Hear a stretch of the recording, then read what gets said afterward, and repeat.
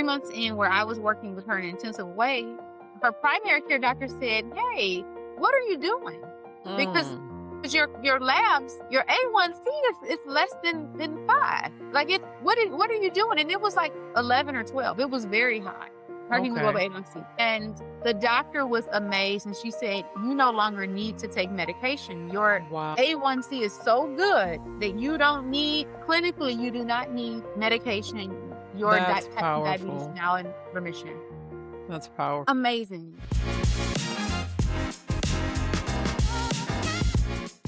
Is your daily walk actually enough to keep you strong after 40? What if the healthcare system was never designed to heal you? Could love be the missing prescription in your health plan? My goal is for my next guest and I to help you move the needle forward in your wellness journey so that you can experience longevity in the best way possible. We will explore these topics and so much more. Please stay with us.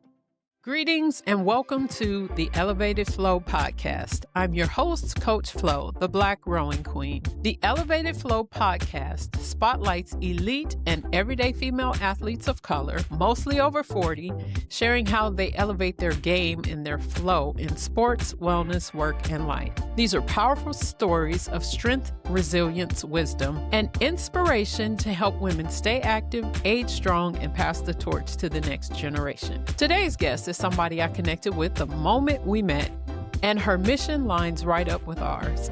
Let me tell you who she is. Jessica Jolly is the founder and CEO of Nourish and Flourish Health, a lifestyle medicine and health coaching practice dedicated to transforming lives through whole person care and community empowerment. She is also the founder of the Queen City Walking Club, established in 2025, and currently serves as the Senior Director of Practice Advancement for the American College of Lifestyle Medicine. That was a tongue twister. With nearly 20 years of experience in healthcare, administration, and public health, Jessica's on a mission to help everyone achieve love, heal, a guiding principle she applies to create a culture of health within the communities she serves. Through lifestyle medicine, health coaching, mentoring, teaching, and collaborative partnerships, Jessica works to eliminate health disparities and promote sustainable wellness. Jessica is energized by all things health and wellness. She enjoys staying well through exercise, cooking plant-based meals, traveling, listening to jazz, and giving back through board service, volunteering, and mentoring. Please help me welcome Miss Jessica Jolly to the Elevated Flow podcast. How are you? Thank you so much for coming on the podcast. I am so well. Thank you so much for having me, Flo. This is such an honor to be able to just spend some time chatting with you and sharing what I've been blessed with. Excited to be here. Absolutely. Absolutely. Thank you so much for being here. Yeah. Well, I want to start from the beginning. Take me back to the moment you knew the healthcare administration alone wasn't going to heal anybody. Sure. That's such a great question. And there's so many instances in my life that sort of just shed light and illuminated that healthcare as it stands today isn't quite the answer, and that there is something missing. There's something that's needed. And it's quite simple. As you mentioned earlier, I'm on a mission for folks to understand that love and connectedness and simple steps, simple acts, simple habits can actually get them on the path to wellness. And so for me, when I was growing up, I actually struggled with severe asthma. I spent the first couple of months of my life in the ICU, the NICU as a baby, because unfortunately, cigarette smoke, unhealthy behavior sort of led my mom to a place where I just was unfortunately not well as a child. And then growing up in the household, the foods that we ate, the lack of exercise, those were things that to me just were like, well, why aren't we doing those things? It seems like that should be the natural sort of default, but it really wasn't. And then going to the doctor, what I was getting, what my family was getting were more pills.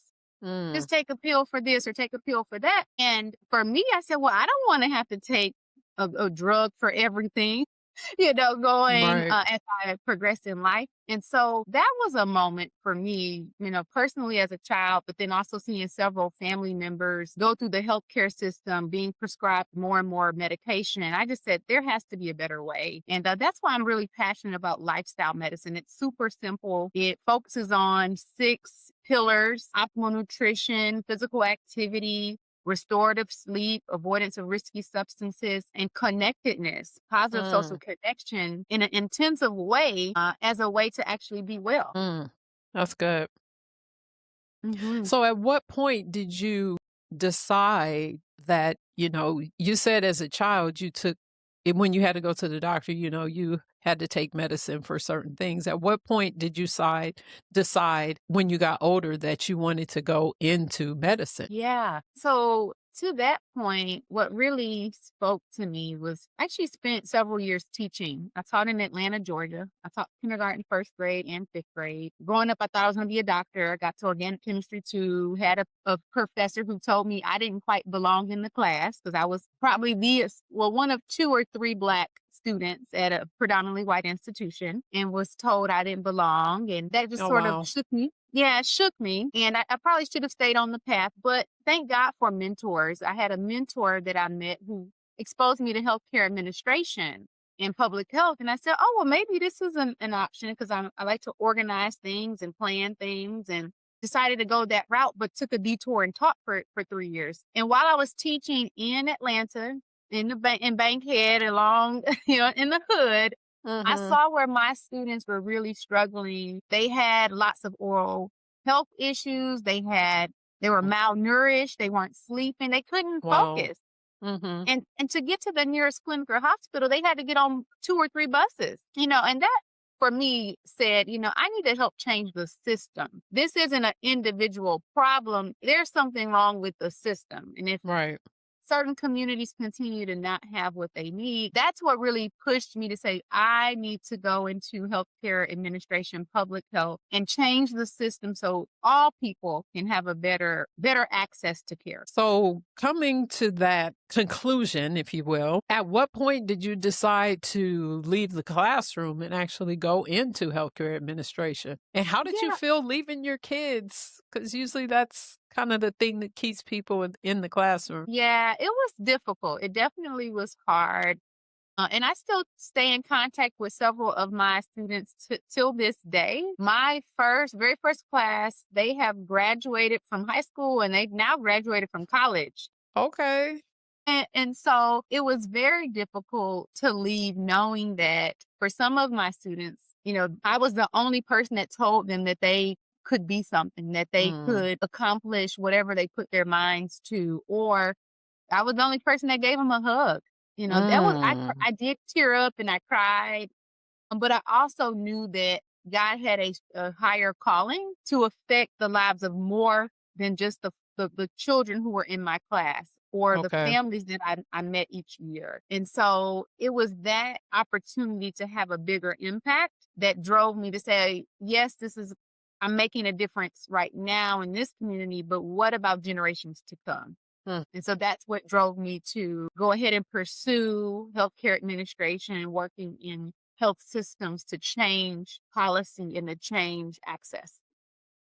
So paint that picture for me. How Mhm. exactly, I mean, it sounds kind of cut and dry, but did you just Sure. like resign from teaching, go back to school? Like was that process like for you? Yeah. So in terms of the actual process itself, I just really prayed about the next step and sort of identified different programs that were available. And I sort of knew before I went into teaching that I would somehow find my way back to healthcare, Okay. in medicine in some way. So I kind of knew that along throughout that path. And just once that time came, about 2 years in, I started to think about what was the next step because I actually did a program. I did Teach for America, if you're familiar with that. And so Okay. Yeah. yeah. And so that is a very structured program. People don't necessarily make it. It is tough. It's hard. You go through sort of this summer institute and you kind of go through a boot camp if you will, and then you're put into a classroom and you have to essentially flourish and thrive. Mm, And that isn't the case for everybody. But I knew that I still wanted to impact education in some way, but through health. right. And so when it was time to sort of end the 2 years of my commitment, I stayed a third year because as you Okay. stated, it's hard to part ways, but went through the process of identifying where did I want to be long term? Did I want to stay in the South? Where could I actually get my education funded? And so Mm, that played a big that part. part. That played a Yeah, I'm huge sure. part. Right. And so I was very fortunate to get a graduate associate role at the Ohio State University and had my master's paid for. And that Nice. was a great thing.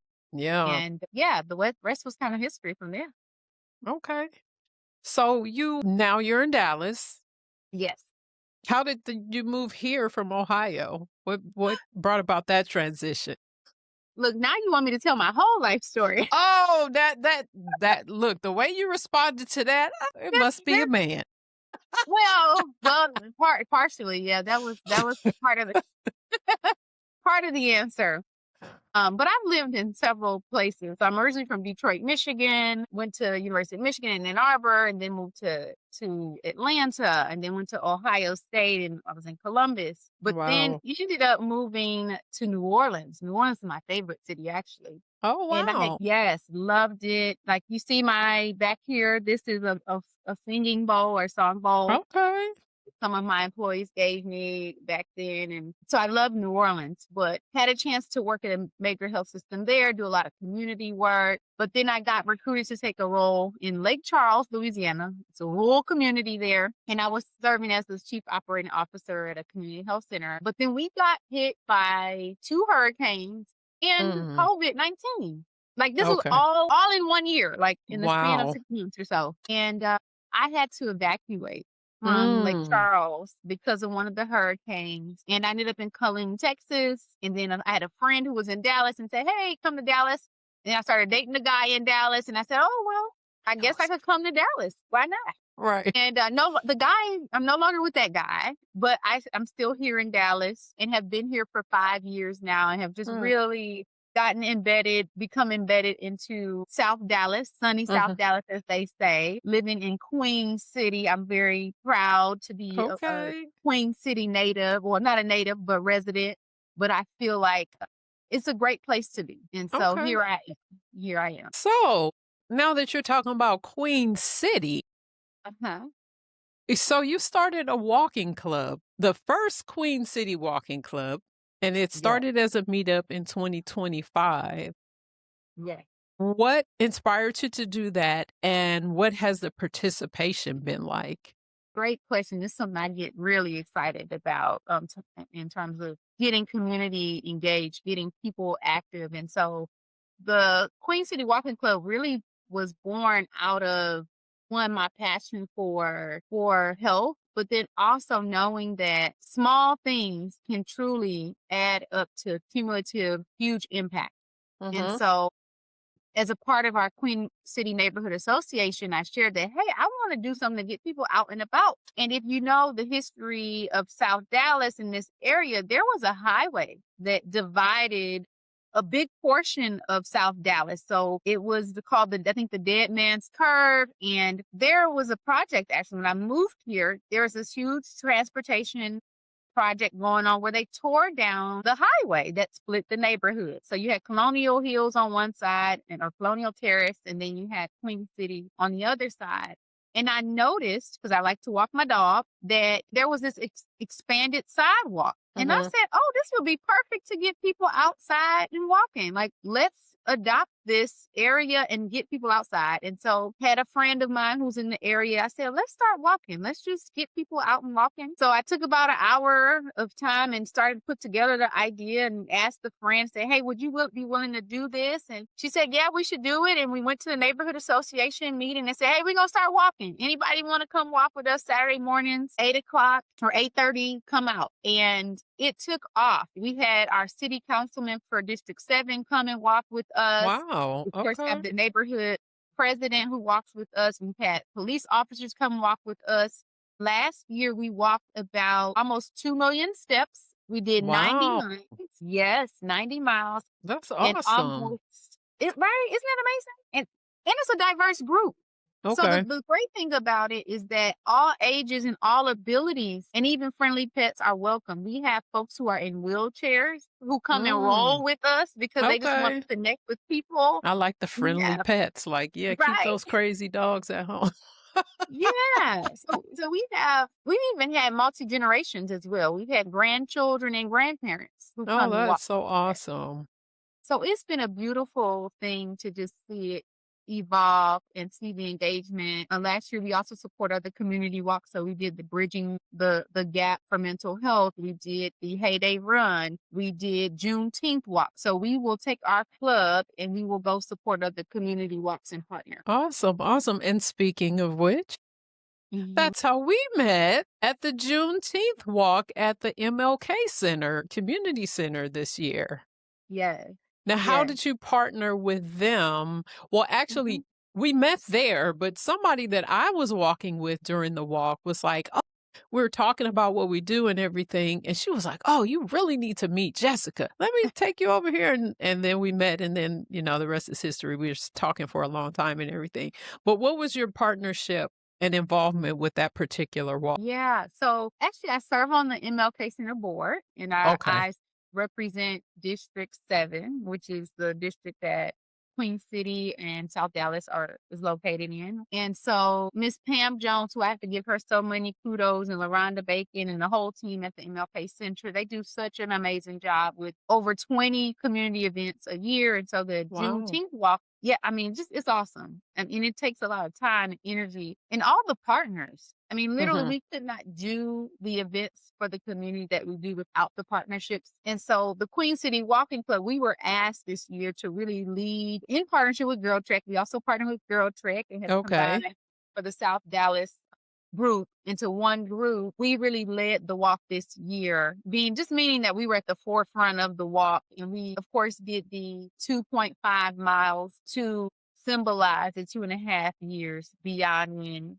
slaves were freed for Juneteenth. And so Right. we led that walk in honor of Dr. Opal Lee. And the work, as you can see, I have my sign from a couple years ago, the Walking for Yes. Freedom, Awesome. Miss Opal Lee, amazing. And so, yeah, that's how we were just engaged with that, and we continue to do it every year. It's huge. So you mentioned Girl Trek, and I've talked with several people that talk about these different walking groups, and I know that you started yours because you were in your specific city. How and in the beginning of the podcast I said something about, is walking enough to sustain your wellness after 40? Yeah, yeah. And aside from walking, I know that one of my previous guests has a gym that she does strength training, personal training with clients in South Dallas. And the reason that she opened that particular gym is because there weren't any in those underrepresented areas. And she wanted to make sure that she brought her gym there. Aside from the walking, do you encourage people, or how do you encourage people to do more than walking, like strength training? And I know as far as like the whole person wellness, that's probably part of it. But what other resources do you provide to people outside of the walking that can help with their longevity and wellness? Absolutely. So you hit the nail on the head that cardio by itself is not enough. Right. So that's great to walk and to run and jog and anything else that gets the heart beat really elevated. But that resistance training, the strength training, the weight lifting is really important. And Right. so, as we prepare for each one of our walks, we do a lot of work with stretching and balance. But we also Good. encourage folks with the knowledge base to say you need to get at least 2 times a week some sort of weight resistance training in, whether that's using resistance bands, going to the YMCA. We have a lot of folks who go to the Park South YMCA. They'll go Okay. there and lift weights. We also have our rec center, the X-Line Rec Center here. Folks will go, and actually myself and Tracy, the co-founder of the Walking Club, we go at least twice a week, and we go do our, get our weight training on, our weightlifting, and we're Good. just Good. really trying to get these arms, keep the arms toned, but we know the legs too. All full body is, Right. is Right. key. So we do a lot of just sharing of information and then also evidence-based resources. in apps. We know there's a lot of misinformation out here, a lot of influencers saying, oh, I'm an expert here and an expert Right, here. And right, it needs to be tailored for the individual. And especially for women, as we start to go through menopause and our hormones change, we know that muscle and muscle mass is really important, especially right. folks who have decided they, want to try the GLP-1s. That's all good and dandy, but we need to make sure we're not losing that muscle mass. Right, Sarcopenia is real. It's right. real. That The part, real that thing. part. So a lot of that is through education and resources that we share and also demonstrating it in the group is key. That's awesome. I'm glad you brought that up because what it made me think about is, when things become popular, and you said it earlier too, it's like one size does not fit all. And in thinking about how the GLP-1 can or will affect people, the Mhm, long-term effects, which we don't quite know yet, but mhm. how have you seen what has been your experience with Black women in the medical field and the way that they are educated or miseducated about things and prescribe things that you see now that could be more detrimental than good?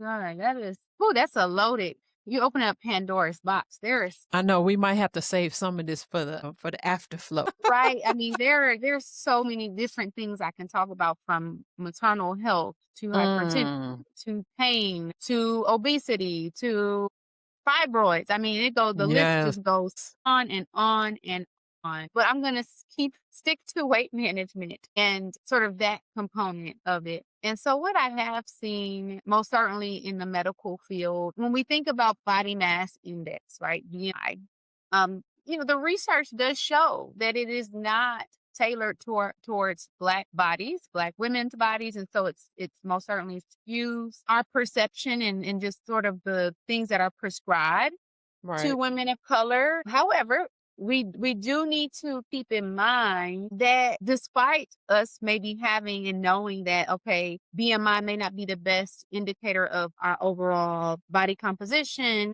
we that doesn't mean just go wild Right. and not Right. take Right. that into consideration.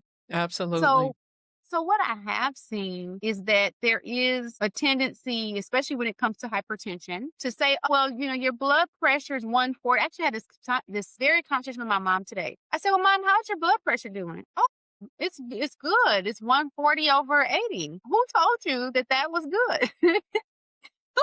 And she's a nurse, Right. like she's a retired nurse, so she Okay. knows. Oh well, but that was just one reading, ma'am. That is, that is not what it should be. And I've even had that experience where I may be running from an appointment trying to get to the doctor's office, and my blood pressure might be slightly elevated. And they'll say, "Oh, well, Right. that's a good blood pressure reading." No, it's not. Like we need Right. to actually call it what it is, and not necessarily have these elevated tolerance levels because Black women, we're seen as having higher pain thresholds. Right. Right. Right. We've seen a lot of women perish because there's this misinterpretation and misevaluation, misdiagnosis of conditions. Right. I actually had a sister. I lost a sister. We were 10 Mm. years apart. Her birthday was 4 days ago. Wow. And I'll be 40 this year. She would have been 50. And she Wow. died from a heart attack. And she was told that she should go ahead and have a surgery, bariatric surgery, but she had previously had a heart attack. So why would a cardiologist say that and she didn't do cardiac rehab. So she really had no business getting that type of surgery, considering that her heart really had not recovered and really properly healed to be able to sustain the impact of such a major surgery. And so Right. she went to sleep one night, actually the night before Thanksgiving. She was preparing dinner and had been up and hadn't been getting proper sleep. And she did not wake up the next morning. Oh man, I'm sorry to hear. Yeah. Thank you. Yeah. And that's part of my drive too, because I do believe that she probably would still be here. And I said, her name was Tiffany. I said, Tiffany, let's do health coaching. Let's get you just walking and changing your diet, your nutrition. And she said, well, I just really want to get this weight off of me. I want to get it done quickly. And Mm, again, we perish. Where so many women, they want to do this quickly, or the right, provider might be saying, oh, well, here's a quick fix, but it's not sustainable. right, right, right. Not sustainable. At Yeah. what age was she when she passed away? Yeah. So she was 40, I want to say 43 or so. Wow, She was, yeah, 43. wow. Mhm. Yeah, that's right. Cause Yeah. it would be, yeah, that's right. About 43. Mhm. Yeah, so when talking about weight loss, I think that that is one of the things that we've kind of bought into as well, because it's like for years, I remember growing up, black women did not have, as black women had, black girls, I'll say, had higher self-esteem, even as, not to say that we should be bigger, but everything that we were made to feel ashamed of or whatever growing up is like, what is the norm? What is the standard now? I mean, we've gotten to the point as black women where we going to get butt injections and all of that. And Right? before it was just like, really? Like, we had the standard, and now everybody's like, they're talking badly about us, and now everybody is trying to look like that, you know? So I think the same thing goes for weight loss. We're talking about the GLP-1, and I know that's kind of controversial. But when you talk about sarcopenia and all of that, it's like, okay, we don't know what the long-term results are.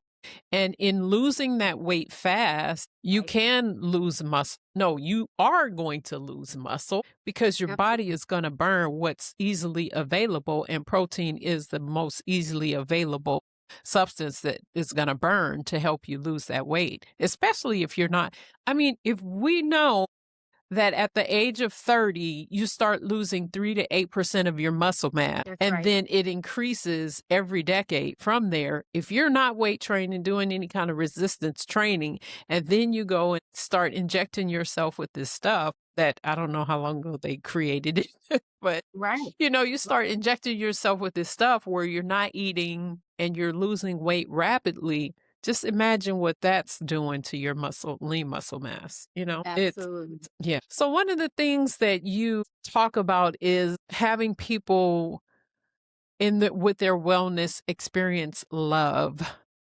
So it's help everyone achieve love. Mhm. When I read that, I was really thinking, okay, love. People see love very differently. I know we have this idea of what love is, but what happened, I don't know, in your life, or what experience did you have that made you name it, after love versus something else when it came to, healing? Yeah. Yeah, I think it's just, to me, I think about what's the most simplest building block of, like, humanity in existence. And I mean, I am a spiritual person, and I think about the examples that have been shared. I mean, I think about, like, Dr. King. I think about there's so many people that at the end of the day, what we truly need is just kindness. And I think people, we try to make healing all about, like, oh, well, you need to go and have, you need to have therapy for years on end, and you have to go through all these components. And I'm a big proponent of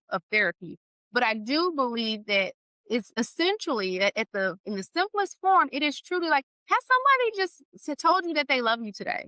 Like, has someone given you a hug? Have you told yourself, I am worth it. I am worthy to be loved, that my creator loves me, right? I think of the Bible verse that talks about how we're uniquely created and wonderfully made. And at the end of the day, we all crave connection. We Mhm. all crave that. And so when people can get to the point of knowing I have value, then you'll take, and I have received love, and somebody cares about me, then you even see it on my picture. Love is color, and that has a whole nother meaning. But love is just a simple building block that can overcome everything else.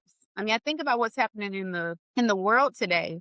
I feel like if we all could just literally practice love and kindness, we wouldn't have all the wars that we're experiencing. We wouldn't necessarily have the violence that's happening. It's But just it's love? love, love, love, just simple love. I equate love to kindness. Like, How would you truly like to be treated? It can be, it doesn't have to be this very complex concept. But the what it made me think about in using heal and love is Mhm. that if you don't really know what love is, Mhm. Mhm. because different people see love differently. You know, like for example, let's talk about like women in an abusive relationship. Some Sure. people feel like if they are yelled at, screamed at, or even hit, and then their partner tells them that they love them, Mhm. they literally see that as love, and they may go from one relationship to the next, and that's their definition of love. So Yeah. how do we kind of come to a consensus, if you will, about what love is, or even kindness? If this conversation is hitting differently for you, I want to remind you to join us in the Afterflow, our Elevated Woman Inner Circle on Patreon, where we go even deeper and we're holding space for Black women to have a conversation and connection about things that we're typically made to feel guilty or feel shame about. So join us, click the link in the description. Now let's get back to the episode. Yeah. I mean, that's such a great point that we all have a different view and perspective on that. And so, what I really sort of center on and ground, what I use to ground my definition in love is, am I in a harm free environment where I'm not under a constant state of stress? Stress is most certainly detrimental to our overall well being. And so, Absolutely. in that instance of a woman or a man being in an environment where they say, "Oh, well, I feel loved because I've become accustomed to being hit or be abused or harmed," that doesn't quite fit into the definition of being in an environment where you aren't harmed. Like you should feel like you're in a safe space where you're not enduring physical, mental, behavioral abuse. And so if that is a part of your environment, that isn't love. And so a lot of my conversations with people as a health coach and beyond, I do ask, who's showing you kindness? Are you in a safe environment? Are you in an environment where you're free of harm or violence? And in those instances, if that is the answer is no, then that means that that's probably not a loving, supportive environment that needs to probably be shifted or changed so that they can get on the path to wellness. I truly do believe that hurt people hurt people. Right, right. And Well, people who are loved will love others. have you had a situation where someone, you asked someone that and they truly said like, "No, I'm not in, a safe place," or, have you had that experience? And Oh, how did you help that person? yeah, absolutely. Unfortunately, I've had too many individuals share Mm, that is their reality. mhm, I'm definitely working in clinics, in healthcare environments, even in the school setting. mm, It's had many students who were in unsafe environments where parents may have been abusing them or it was a family member.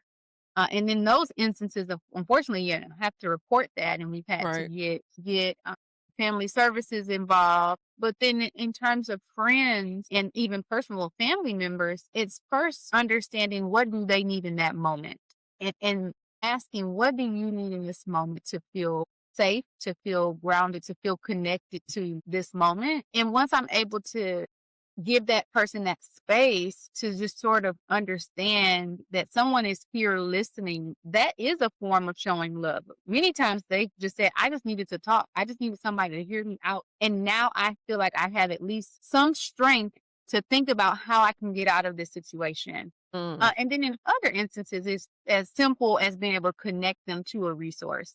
Oh gosh. But it's harder when it's a friend or a family member who it's a pattern, it's a cycle. Or Yeah. anybody for that matter, especially, I mean, because there's a lot of things that we do. We may say we love ourselves, experience love, but there are a lot of things that we do through our actions that contradict the words that we say. Yeah. We say we love ourselves, but you are overweight, or not to say that you can't love yourself and be overweight, but there are things that we do that the outside appearance reflects how we really feel inside. So Yeah. It's hard, especially I think the first thing, and this goes for like addiction and things like that, where it's awareness. Because sometimes people don't even know that they're not experiencing love and what the situations that they're in are not healthy. Yes. I mean, you hit the nail on the head. That is so important. That level of awareness. And that's why that connectedness piece, when I talked about the six pillars of lifestyle medicine, connectedness and having a circle of people who can reflect reality to you is so Mm, important because we don't know. Or sometimes we just get stuck and we are stagnant and we our reality becomes the day in and day out and you don't realize that life has shifted or has not shifted. And you do need that person who might say, "Hey, have you noticed?" Or "Here's what I've observed. Is everything okay?" Or "How are you truly doing?" And sometimes it truly does take a few conversations, absolutely. multiple conversations to say, "Here's what I'm observing." Now, and I care, right? We have to lead with "I care, I love you. This is not criticism or judgment." That will shut a person down Of quickly. course. And so we have to start there. What has your experience? I know that can be walking can help with being cathartic. So have you experienced that during your walking groups at all where people are opening up and sharing things like that? Yes. Every Saturday. Mm. Every Saturday, we encourage our walking club members to connect with each other. We sort of have like a prompt that Oh, we good. share with the That's group. helpful. Yeah. Yeah, and so a lot of it will be a question to help people kind of reflect, but then also share out. And we, of course, share with folks. Only share what you feel comfortable sharing, Yeah. but it is therapeutic as people walk with one another. It just is organic. And the things that we will talk about, we cover some of everything. Right. And we've had members talk about losing family members. We've had some people talk about relationships that have gone in a different direction. Or we've had folks talk about how difficult it is to be single, but they want to be in a relationship. So we've had folks talk about all these things, but what makes me so happy is that people come back. And Right. and Right. we've Right. seen friendships really truly develop, That's lifelong friendships beautiful. be developed. Like one or two of the ladies who were in our group, they're over 40 and they were talking about how they had just went out the night before. And I said, "Oh, did you guys know each other before this walking club?" And they said, "No, we met right here in this walking club and I now love they're like it. the closest of friends." And I hear them sharing personal things and I don't get into all their business, but I'm happy that they can have that true one-on-one real conversation and feel like somebody cares. Right. Right. Somebody Right. loves. Now, in thinking about your walking club, I want to ask, what is it like as far as the environment where you guys walk? How far do you walk every Saturday? And then are you guys surrounded by nature, trees, a park, or anything like that? Where is it that you walk, and what is that environment like? Yes. So we walk along SM Wright Freeway. We've decided to rename it to SM Wright Greenway. Okay. It is a 4-mile stretch now. From 175 to Al Lipscomb is our route. We start at Pine and SM Wright, and we do have two options so people they don't feel comfortable walking the full 4 miles. There's a short route that's about 1.5 miles, and Oh, then the rest of nice. the way is 4 miles. And along the way, as I mentioned, they are finishing up the greenway. Should be completely finished this year, but it's pretty much like 99 completed because they tore down that highway and now it's a boulevard. It's a 6-lane boulevard, 3 lanes on each side with an extended sidewalk with stripes so you can have bidirectional flow. There's trees that have been planted. So it's Nice. truly like an urban trail. It's an urban trail. And we have said we are adopting it. This is our route because gentrification is happening in this area. Mhm. And many of the historical residents have felt like this was not done for them. Right. And what we, as a part of the walking club and a part of neighborhood association, we said, "Hey, no, we are going to show that this is for us too." Right. And Right. that's why it was important for us to come together and unite as a community and utilize this amenity. It's here. I see all sorts of folks out here. We see black, white, Absolutely. white, Latino, everybody, kids, children, That's And we said good. we're going to use this, and so we're excited about the trees. There's some nice sort of art that has been installed, lighting on time, so you can get out there and jog in the morning and the evening, and people are using it. Okay. It's I it's love wonderful. that. I love that. So take me back though to your childhood. I know that you said, your family of origin and everything, what was going on Mhm. with that, but did you ever play a sport and when did you actually start becoming active?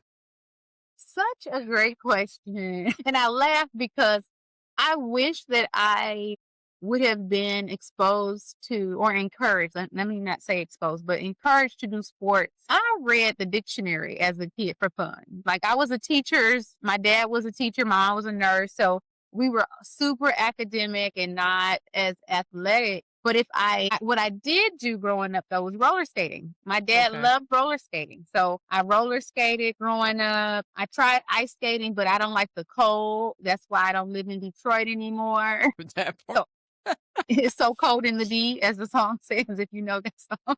It's too cold for me. But while I was in high school, I did like weight training. So I took a class Mm, and I did that throughout high school. And it was great. I had that as an option. We had to require PE, and I was miserable. Like I tried to do the rope, like climb the rope. That was not my thing. I would get hit by the balls, the dodgeball, any kind of sport with balls. It just was traumatizing. I got hit. My glasses broke a couple times. oh So my goodness. I was just like, maybe sports are not Was for it the me. coordination? I no, it just really Hand-eye was. coordination? I never really tried basketball. That's quite possible. I think you might Okay. be right because my sister and my mom, they're good with video games and I'm not good with video games. So like, I think you're Mm, right. The hand-eye coordination is just not my thing, but I can jog. I can jog and okay. walk. Right. So look, I'll get out there and I'll jog a good 5 miles. Good, good, Now, good. yeah, I can do that. And so, Okay. but if I could go back to high school and pick a sport, I would have tried track and field. Mm, I think I could even, but see, I had asthma, so I had this idea that I couldn't do sports. I think that was part of it too, mm, was like I mm. was scared I would have an asthma attack. But now I'm happy, I'm blessed. I can run and I can walk. Awesome, awesome. Now, being that you had asthma growing up and was on medication, what would you say that your body has taught you about yourself that no public health textbook or experience could teach you, along with what's going on? When did you decide to become vegan? Because I know that you do are plant-based. Yes, that's okay. And have you overcome the asthma? Yes. So actually, I have overcome the asthma. I grew out of it, as That's they will awesome. say. Yes, and that's a great thing. And I think a big part of that was my environment. Mm, Unfortunately, there's a lot of children. There's studies that show, like Detroit and a lot of other urban areas or large cities, there's high prevalence rates of asthma, especially among communities of color, because there's like brownfields and smog, all the things. mhm, And so when I was able to get out of my mom's house, I wasn't exposed to the cigarette smoke anymore. And so that helped quite a bit. And then to back to your question of what did I learn about my body or myself that a textbook couldn't teach me is I'm capable of more than I thought. I literally mm. thought I I was love limited, that. right? Yeah. I thought I was limited because, oh, I have this chronic condition. I'm going to have an asthma attack. And then I found out later on, actually, the more you exercise, the more you train your body, Right, it's possible. You can still do those things. But I didn't know any better as a kid. And that certainly wasn't something that was shared, even though I was right. going to the doctor and all of that, those things. And so again, coming back to lifestyle medicine, that's what I love about it is you even despite whatever chronic condition you may have, these 6 components, 6 good habits make a difference regardless of the condition. You can have asthma, you can have dementia, you can have hypertension, you can have type 2 diabetes. Those 6 components are important for all aspects, every condition. That's good. Yeah. And then to your question around whole food plant based or vegan, I have been whole food plant based for I'm thinking almost 3 years now. And that has been transformative for me. I lost a total of 55 pounds. Wow. That's Yes. amazing. Yes, no GLP-1. That's the first question I get. Did you do a GLP? No, I did not. It literally was cutting out the dairy, cutting out the meat, cutting out the ultra processed food, and just getting 30 minutes of exercise, like cardio. That's how I started Wow. out. That's I didn't do awesome. How anything long major. did it take you to lose that 50 pounds? About a year. About a year. Okay. That's It was about a year. healthy. That's Yeah, healthy. about a year. Wow. Yeah, Okay. it wasn't super dramatic, but it's over time. And that's the right you want it to be a gradual loss. I know some folks want it overnight, but I've been Right. able to sustain it. I've been able to sustain it. And I noticed that, yes, that was in your bio, and I love that too. Sustainable wellness, sustainable. I Yes. know so many of our listeners are women who built discipline through sports and carried it into demanding careers. How would you say your active lifestyle help in the way that you show up and lead in the Mhm. job that you have? That is such a great question. I would say in truly all aspects, to your point, building that self discipline, self control is key, especially when I think about the demands. And many women, many people can relate to our current state of living. There's so many distractions, so many demands. You really need to be able to create time and space to do the things that will help refill your cup and nourish Absolutely. you. And so that's what this has taught me is that I have to, if I want to be here and I want to support others, I want to support the community. The only way I can do that is if I'm also taking care of myself and leading by example. And so, That's yeah, I good. want to live the example, live by example. Yes, yes, yes. One of the Mhm. things that I talk about all the time is leadership starts with self leadership. And That's so, right. that's good where you're like, okay, I need to create these habits that sustainable habits as well that help me lead and then show other people how to show up and lead as well. Yeah, Absolutely. And then one other thing I'll just say is that I also support my team in their own pursuit of their wellness journey. So I'm fortunate enough to work remote. I travel a lot to work too. But when team members are like, I need to go to the gym to go work out, go. By all means, please go and do that. oh, So they take okay. people will take, an hour between sometime in the day and go work out. Or, if they Wow. chance to eat, go get your salad or your smoothie. So Oh, that is amazing. Well, I mean, yeah, that's what more companies need. Yes. yes, we have to. We need to Instead of create. working through lunch and not eating and all that, or yeah. Right? Mhm. We have to create the environments that support Absolutely. the healthy habits, the lifestyles.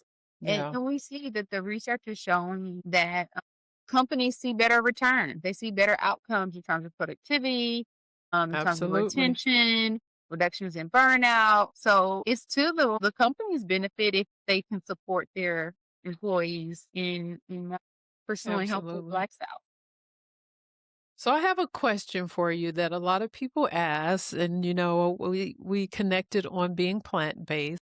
I would say vegan just for the people that don't shoot. People don't understand plant-based either. But anyway, They do not. how do you answer the question, where do you get your protein from? That I I get know that. you That's hear it all the time. all the time. Beans, and greens, and also nuts. So, but I eat a lot of lentils, black eyed peas, chickpeas, tofu, and it's so good. Like Mhm. the thing is, I hear people say, "Oh, I can't do it because it takes too much time." I actually spend less time eating, like preparing my meals than if I was still eating meat.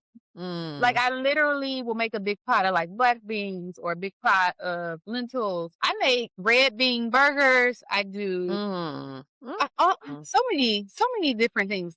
I do gyros with tofu, like, it's good. Like, it's very Mm. good. And so and if people don't really like black beans or they don't like chickpeas, I know a lot of folks love some black eyed peas. That's one of Mhm. the highest it has Right. one right? I mean, like, it has so much protein in it. Like, it's one of the best sources you can get. So, And beans and greens. definitely lentil. Yeah, that's right. Yeah. Yep, I get it. And I mean, I do for the B12 because that's the one thing that you do need to supplement. I do take a B12 each day, the dissolvable ones, but there's different ones. Or people will eat the nutritional yeast. So that's one component that people have to be mindful of is ensuring they do have enough B12, which is important for brain function and, cell development and so forth. So, Awesome, awesome. I was just wondering because, I hear it all the time. I see there's this vegan bodybuilder. yes, I know you're It's a talking Netflix special coming out where they interviewed, I think it's 3, they at least showed 3 guys that are about. Hmm. vegan, and they have been vegan, like, over 20 years, and they're asking them, like, how many times have they been hospitalized and low protein, all this, and I'm like, "Really?" The It's so perception. amazing how we have been so indoctrinated to believe something that's may not be true. And that's just in one area of life because there's so many that, So I wanted to go back to thinking about the healthcare system because I'm an advocate for people going to get they're going to have their blood work done and having the routine checkups and things like, especially when we reach over 40, we want to make sure we having a mammogram or Mhm. colonoscopy. I think the colonoscopy might be 45 or something like that. But Yeah. anyway, getting all of these exams. And I learned years ago that it, it's like, I'm trying to think of the word where it's like a projection. They know based on the American diet Mhm. how long it's going to take for your body to react to certain things. Okay. Mhm. Mhm. Mhm. So they know by the reason that they have it set up in the medical field. Oh, okay. After 40, this is when this will probably start taking effect. So you need to have this exam and Right. colonoscopy and, all of that. So Mhm. they Mhm. know ahead of time. Mhm. But that's the unfortunate part about like some of the medicines and stuff now is like they don't know what the long term effects are. But Right. being that, I started off saying, what if the medical field was not designed to help heal you? Right. How do you advocate for or help people advocate for themselves when they do have to go into the medical field and, get these kind of Okay. health Yeah. care? Yeah. So Yeah. Absolutely. Great get these question. appointments and tests and Yeah. everything. Yeah. Especially I love because we've been, mistreated so much as Black women. So yeah, that. go ahead. That's Sorry about no, no, that's a great point because we do think of Tuskegee experiments. We think about what happened to Henrietta Lacks, and there's so medical apartheid. I mean, there's just so much that has happened, and so one of the things that's really important, and by all means, I recommend that people see providers that make them feel comfortable. But I'm a believer in research as well, and so the research does show that when you have a provider that looks like you tend to have better outcomes. Yeah, So, one of the things I recommend is to research and find a provider that you feel like you can relate to. that's good. That's just really important. And I know that's become a political thing now. I think it was a website that was created for like finding a black doctor, and now they're getting sued because now this is reverse discrimination. Yeah. Isn't that something? There's only I mean, it's single digits now. Like, there's single digits of people of color who are in medical professional roles, like as doctors and even healthcare executives. Like, there are not as many of and so we can't have just people can't go and find somebody that looks like that. It's always something. This is I something. saw an So Instagram post yesterday where it's your reaction when you see that your doctor looks like you and they like right, dancing and stuff exactly. like, "Oh, black doctor came Right. It's just that immediate, just sort of like in." you just Right. a breath of relief, like, oh, I can let Yeah. my defenses down. Right, right, right. So that's number 1, if you can. And again, go to who you feel comfortable with by all means. They don't necessarily have to look like you, but we do know for those who English is a second language, it's important that you have someone that can speak your language as well. I mean, that is Absolutely. really important. But secondly, I most certainly would say come prepared with questions. That's important to ask the questions. No question is a dumb question. And if your doctor is irritated or annoyed that you ask the question, that is a sign that that should not be your doctor. Right. That's Right.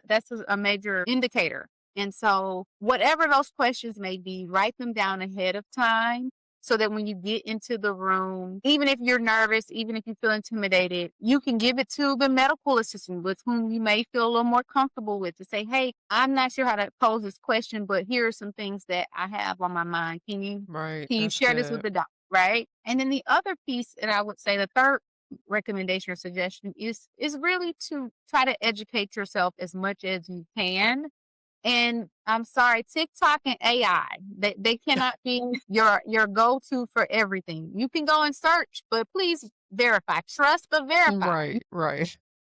Because AI will have you thinking you have cancer and Oh, everything Lord. else. And now you are now about to have a heart attack because you've now self-diagnosed Right. yourself based off of some information that is AI doesn't have all of the information about you. So there's no way that it can be That part. 100% That part. accurate. So do some reading. Do look talk to your networks as well. I'm sure there's folks in your community. There's resources too that people can point you to. Community health workers are a great resource, and even findhelp.org is a great resource that's free that you can put in your zip code and You said it'll find help. findhelp.org. It's Okay. a great resource whether you need help with housing, if you Hmm. need help with healthcare, if it's food, all the social drivers of health, vital conditions, resources are there. And it's a Wow. I great never resource. heard of that one. Make sure to put that in the show notes. Okay. Yes, yes, findhelp.org. Very simple. So those are Thank just you. a few thoughts I would share as That's people awesome. access the healthcare system. And know your Okay. rights. That's one of the last thing I'll say. Know your rights. You do have the right to refuse care, but you also, by law, if you are going to an emergency room, they have to stabilize you. And so I've heard too many stories of people being redirected out of the ER to say, oh, you don't need to be here. And you have to be stabilized. And that's the MTALA law. So know your rights. That's powerful. That's powerful. Now, I know that you really, really advocate for lifestyle medicine. Mhm. And can you just walk me through someone who has had a positive outcome and maybe hasn't had to go to, traditional medicine, so to speak, as a result of, subscribing to lifestyle medicine? Yeah. So that's the great question. And so, I think about it as I describe lifestyle medicine, it can be preventive, but it's also therapeutic. It is a Mm, treatment.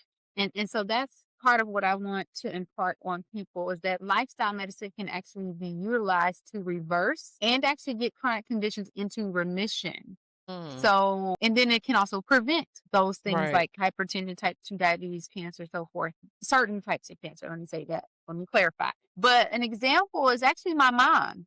We Mm, got her type 2 diabetes into remission.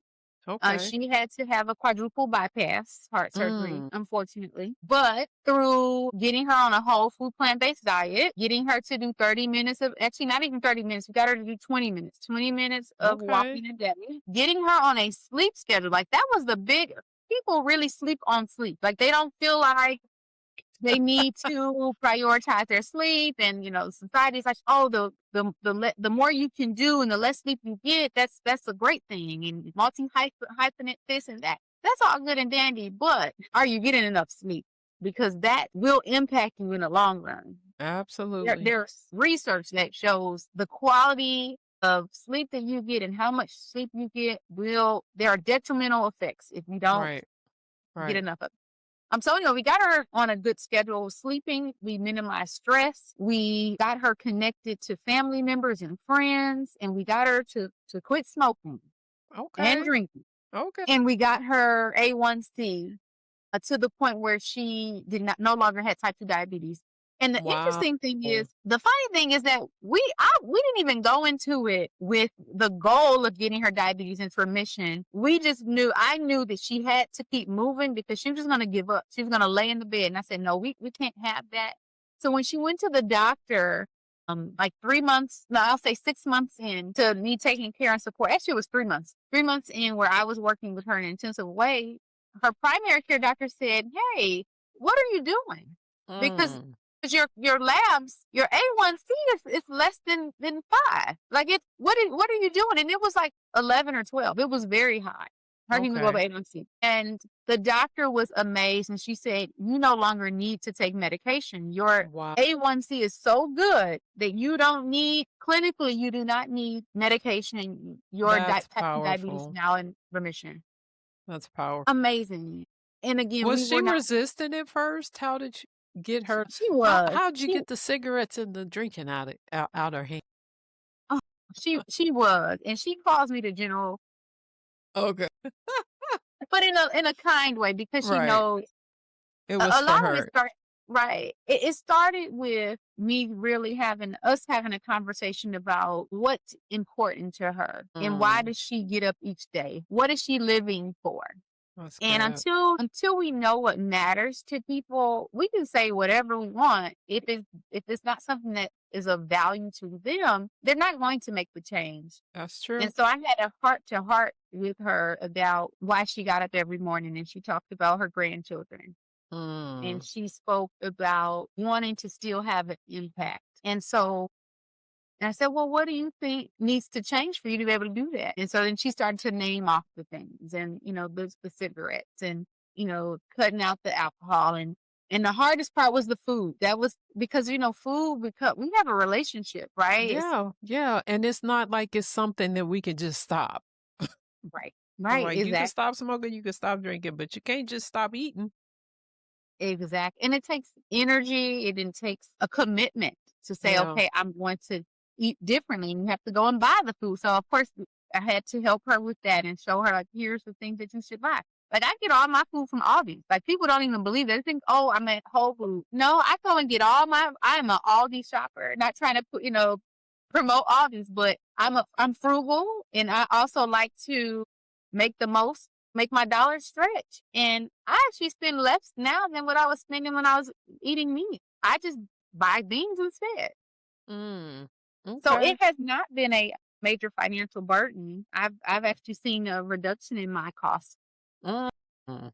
So showing my mom how to make the adjustments was important. I think for a lot of people, having someone there to show and model, and then Mhm. also checking in, but also going back to what's important to them, created the perfect environment to precipitate change.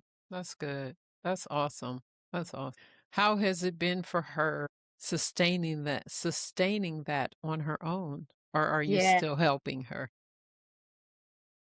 Great question. She has done a pretty good job. I think that there's losing my sister was hard. And Yeah. so my sister did a lot of the cooking for her. So that's probably been the hardest part. But I have two other sisters, and my youngest sister, she will go and help. Like, she likes overnight oats. And so she'll go and help her meal prep. So it still takes some support to do it. Yeah. And then I've also set reminders for her. That's been important, especially as she's getting up in age. She's in her Mm. 70s now, and so having reminders on her phone about when to eat, when to go to sleep, those sorts of things have helped her stay the course, stay the path, because That's otherwise good. we fall to our devices. So Right. that's been helpful for her. That's awesome. That's awesome. Congratulations, because I know that that has added years to her life because of that. That's Yeah. awesome. Thank you Bef- so much. yes. Before we move in the last two segments, I wanted to ask you because you talked about eliminating disparate health disparities. And I know when I got into fitness and wellness, that was one of the things that I wanted to focus on, especially after taking my first nutrition course and finding out that type 2 diabetes in particular was not hereditary. Right. Like, Right. oh, this is something that we can avoid. Mm-hmm. Okay. Yeah. So when it comes to eliminating health disparities, what does that look like Mhm. in the work that you do? Oh, that is such a great question, and so multifaceted. It really takes a village, it takes community, it takes multi level. a multi-sector collaboration to do that. And the reason why I say that is because in order for disparities to truly be eliminated, we have to create the infrastructure Mhm. and the community supports that sustain the groups who are most vulnerable and who have the heaviest burden, disease burden. So, looking at African Americans, looking at Hispanics or Latinos, looking at the Native American communities, many of these communities have been disenfranchised, underinvested, they've been segregated. And so, when we think about the things that perpetuate good health, right, like having access to produce, fresh produce, having safe places to walk or run or exercise, having the knowledge base, thinking about, okay, do I have to work 2 jobs so I can keep a house or a roof over my head? Right. So am I getting enough sleep? All of those components are really important to be able to address disparities. And so in the work that I do, I really focus on a multi-sector collaboration. So including the schools, including the churches, working with Mm. employers, working with the food system. So farmers markets and Oh, that's grocery stores. good. Like we have Kroger Grocery Connect. So Bonton, shout out to them. They do great work in the South Dallas community. Making sure there's access to produce is key. The educational component. We really do need to have grassroots education and multi-generational. Like that's what I love about our Mhm. walking group is that we have our elders. Shout out to Miss Diane Ragsdale. Just absolutely love. She's a member of ours. Love her. Just she's amazing. And she gets out there and she comes and she walks. Miss Wanda Huckabee also I think almost a 40-year veteran in education.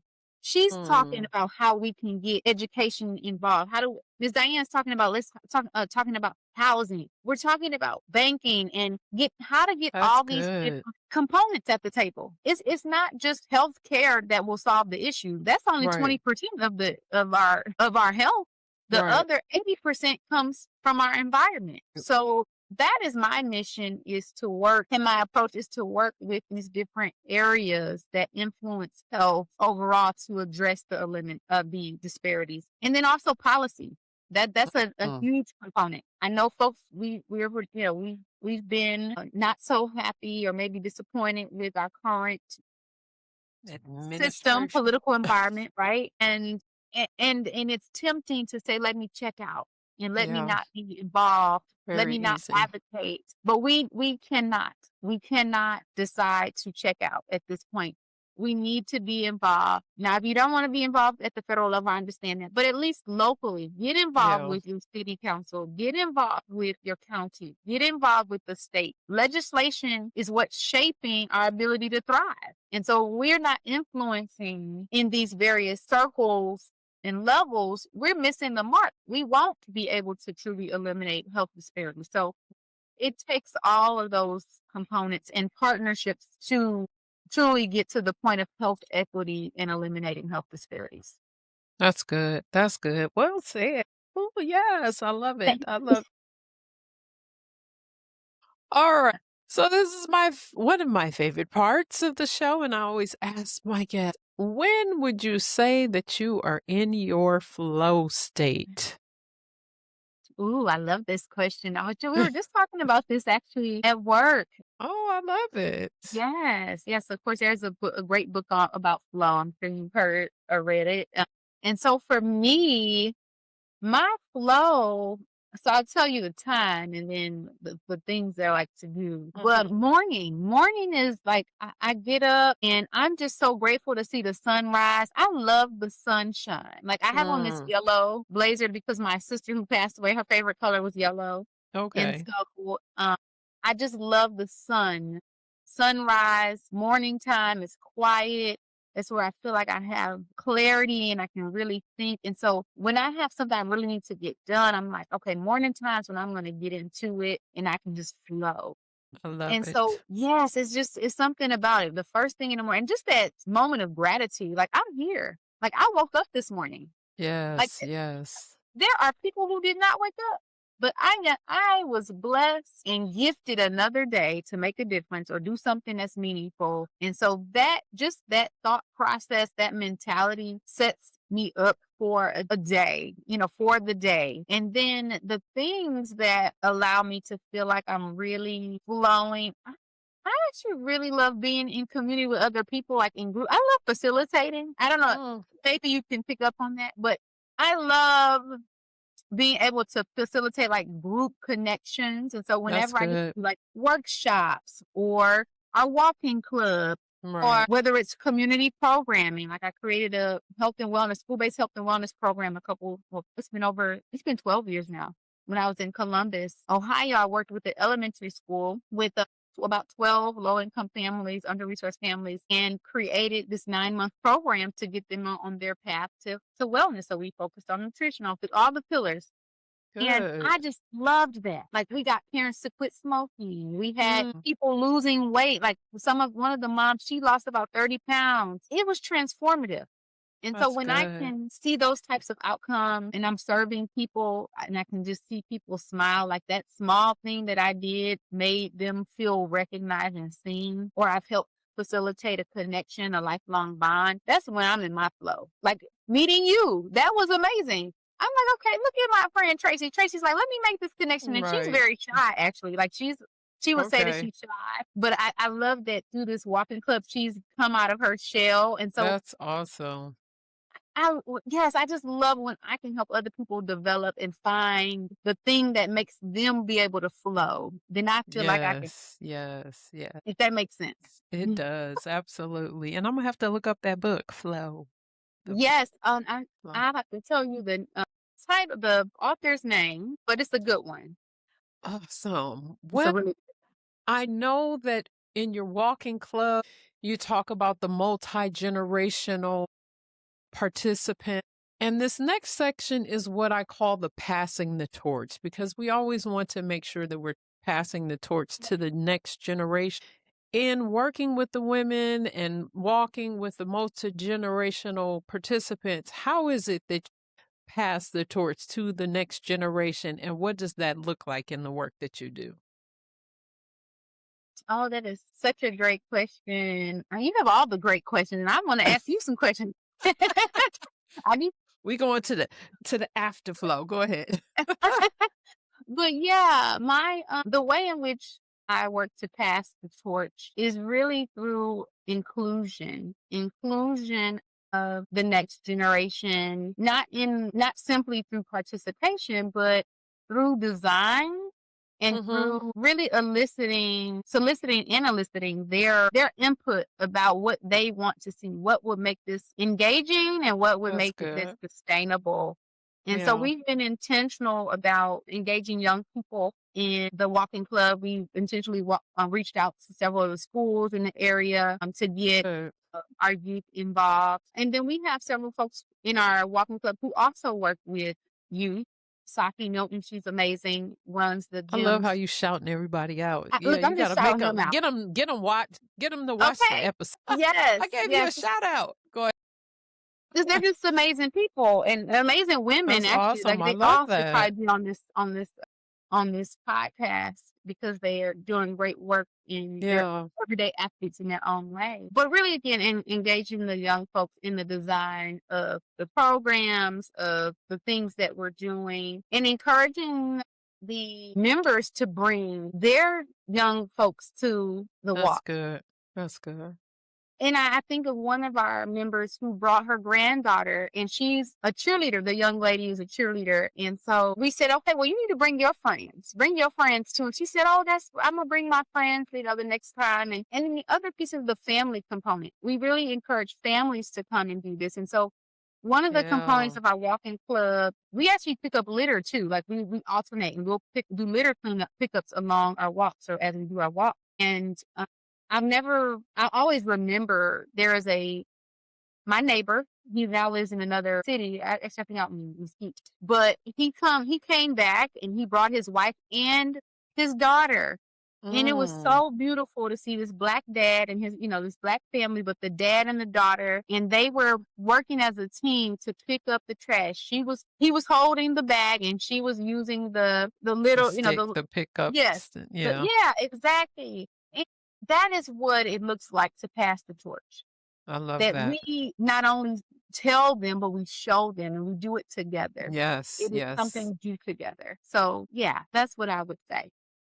I love that. I love it's like teaching them not just, how some people are, oh, don't do what I do, do what I say. And it's like, no, be an example, be an That's right. example. And I love That's that. Awesome. Well, this has truly, truly been a pleasant conversation. I want you to share where people can follow you online if they want more information. Thank you for that. That's I would love for folks to really reach out. And so they can find me on LinkedIn. That's where I am. And it's just LinkedIn/Just Jolly is where they can find me. You can also find our walking club at QC Walking Club on Instagram. That's the best place to find us. And then you can also visit Nourish and flourishhealth.com if you're interested in health coaching. So those Awesome. are all the ways Awesome. you can Well, find thank me. you, Miss Just Jolly. Is that what people call you, Just Jolly? That's right. Yes. We're just jolly. That yeah. Jolly, jolly. I love it. I love it. All right. Well, that's it for this episode of the Elevated Flow podcast. Until next time, this is Coach Flo signing off. Remember to find your zone and elevate your flow. Peace. 1, 2,